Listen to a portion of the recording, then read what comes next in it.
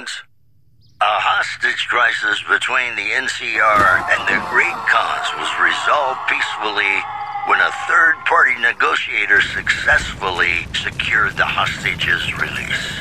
You did a super job wrapping things up, and I'm not just saying that because I have to. I didn't want to make a big deal about this until after we won, but, well, I found some code snippets in one of Mr. House's databanks that will let me, reprogram my personality to be a little more assertive, basically.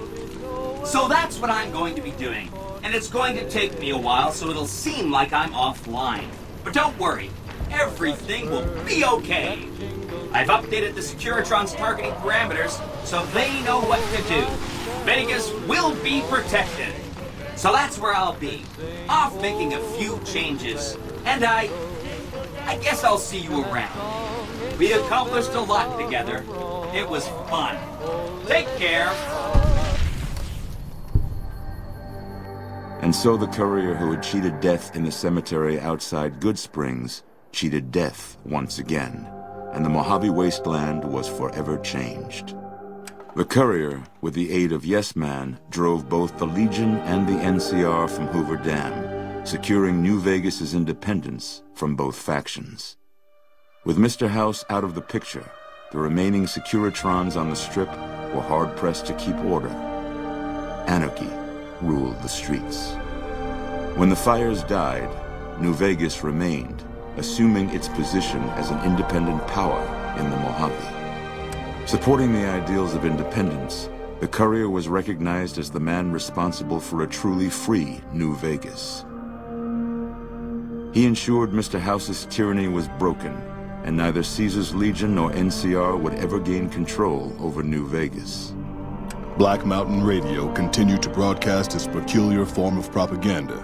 Raul Tejada faced his execution each day, though pardoned in the end. Travelers venturing too near Black Mountain continued to be harassed by Tabitha's followers. With little law left in the wasteland, the Brooms continued to defend themselves against the prospectors and scavengers invading their territory. The Brotherhood used the Battle of Hoover Dam as an opportunity to retake Helios 1, and came to control the area between it and Hidden Valley.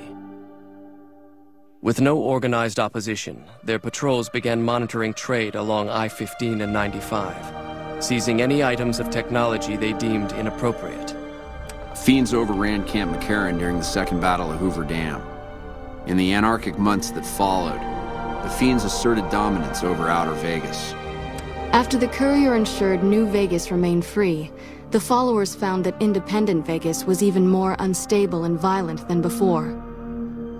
Old Mormon Fort became excessively burdened by the influx of patients, struggling to provide even the most basic of services.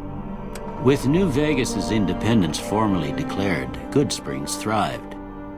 More travelers stopped by Goodsprings on their way to and from the Strip, and the locals grew prosperous from the traffic. With no cure for the Nightkin schizophrenia in sight, the disgruntled Nightkin left Jacobstown. Without a treatment, their insanity grew. The crazed Nightkin terrorized the wasteland, and Jacobstown suffered repeated reprisals from mutant-hating humans. In the end, the surviving mutants abandoned Jacobstown entirely, its existence quickly forgotten by the rest of the wasteland. The Kings retained their control of Freeside, and while they continued to favor the needs of locals, they tolerated the citizens of the defeated NCR. Though Novak was a low-priority target for the Legion, many of Novak's citizens died in its defense. In the weeks that followed, several bright followers returned to Novak to help restore its defenses, allowing it to remain independent of NCR. The NCR, battered by the loss of the dam, were unable to devote any troops to retaking the correctional facility from the Powder Gangers. As a result, Powder Ganger raids on caravans became an unfortunate fact of life in the Mojave for years to come. Armed with a wide array of improvised explosives and stolen weapons, the Vault 19 Powder Gang tormented the Mojave Wasteland for years. Citizens of the NCR were favorite targets, and they always suffered the worst fates. And so the courier's road came to an end, for now. In the new world of the Mojave Wasteland, fighting continued, blood was spilled, and many lived and died just as they had in the old world. Because war never changes.